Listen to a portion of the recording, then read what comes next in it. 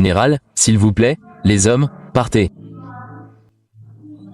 Même si c'est une conférence, la parole de Dieu est pour tout le monde. Samedi dernier, j'ai lancé ma propre ligne de parfum.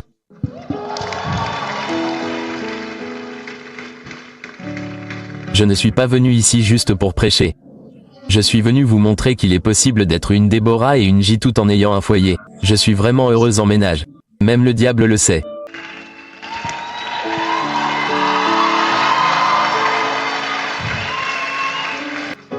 Je suis conseillère conjugale. L'une des principales raisons pour lesquelles les mariages ont des problèmes est l'argent. Votre mari n'est pas. Je mourrai, sinon il mourra.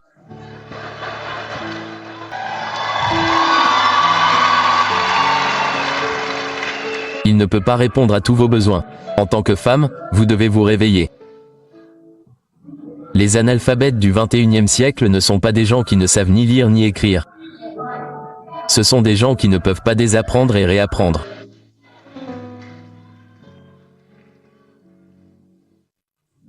Mais il y a des choses et des tables que nous devons commencer à briser dans le corps du Christ. Révérend, venez.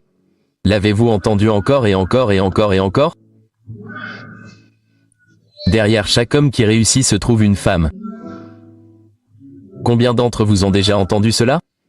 Des déclarations démoniaques stupides. Montrez-moi ce qui se trouve derrière vous dans la Bible. Quand Dieu allait vous créer en tant que femme, il n'a pas pris l'os de votre dos. Le dos de l'homme, il n'a pas vu à partir des pieds, il a vu à partir du côté. C'est votre valeur. Vous n'êtes pas derrière, vous êtes à côté. Restez là.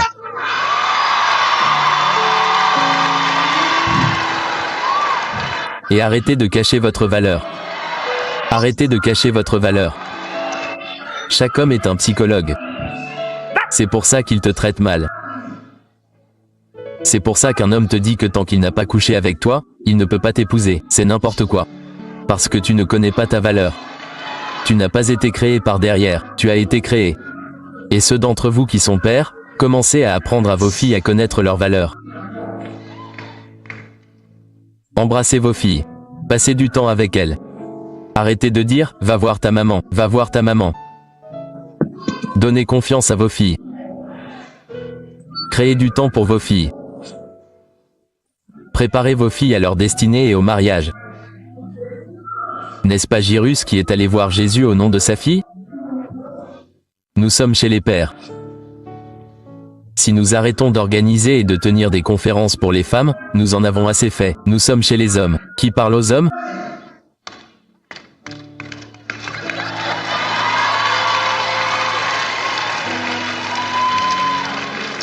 Nous préparons nos filles au mariage, mais qui prépare les garçons? Cuisinez très bien, donnez du sexe à votre mari, soyez sage, agenouillez-vous pour saluer. Eh bien, excusez-moi. Il faut 2 femmes.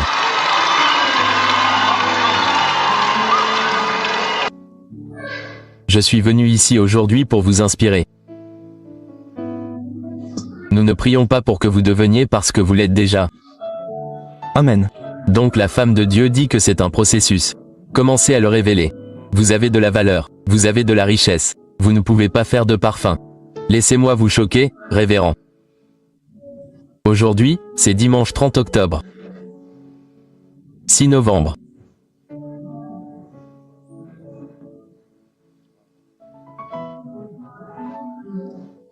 Je suis de retour à l'école à plein temps pour étudier le droit et je ne vais pas m'arrêter avant d'avoir un doctorat en droit.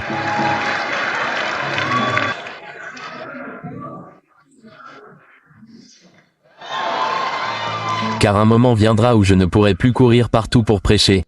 Moi et Bimbo Boy, vous m'invitez et je dis que le Seigneur vous bénisse tous. Je me prépare pour le soir de ma vie. Je veux pouvoir enseigner et tout homme qui touche une femme d'une manière qui n'est pas bonne, nous nous rencontrerons au tribunal.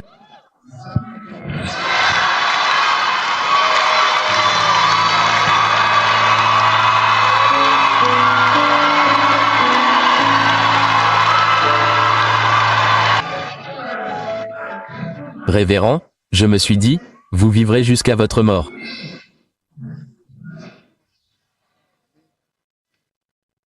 C'est mon intention.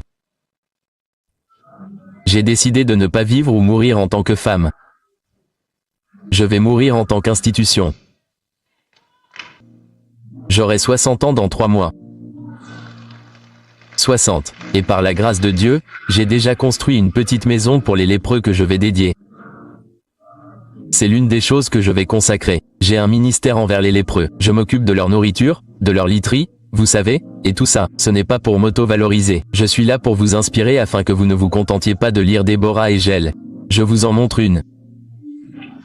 Il est possible d'être marié, d'avoir des enfants, d'avoir 9 petits-enfants, d'avoir 60 ans et d'avoir quand même un impact sur le monde. Tout cela, assis et chantant au bord des fleuves de Babylone, dit à mon mari, il n'y aura pas de combat, pas de querelle parce que tu as de la richesse et que tu as de la richesse.